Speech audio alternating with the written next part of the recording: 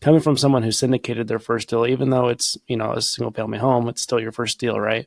And I know you've done syndication since, but how would you recommend people take their first deal down? Well, I'm going to be specific to the hospitality space. Let's go hospitality commercial.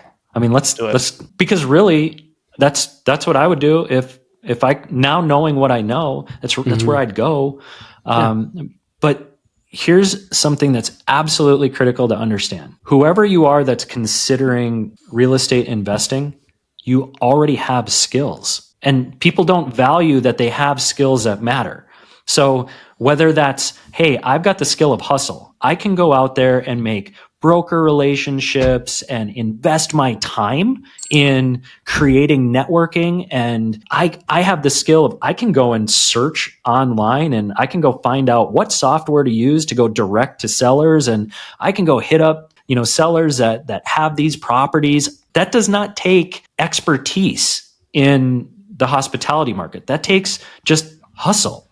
Right. And you can go and do that. That's what I do. I would go start finding opportunity, network, finding deals. I would learn how to put deals together. Look, if I'm not a great analytics person and don't underwrite, I'd go find someone that is. And man, that's a deadly combination. If you can go take someone that's great out there networking, and then you can go take someone to go then underwrite these deals and come up with a great thesis. If somebody brought us a deal that had a great thesis to it, but they just weren't comfortable because they didn't have the confidence and maybe they didn't have the capital, well, people are going to trust in us. We've already been awarded as operational excellence. Banks trust us. Investors trust us. We'll go get the capital and we'll go partner on a deal and let's go do this thing together. So, but I think that that's a mindset change that has to occur. It's scary to think, well, what am I? I've never even purchased a piece of real estate before. But it's the wrong mindset. It's like, I'm an absolute hustler and I'm going to go change my life.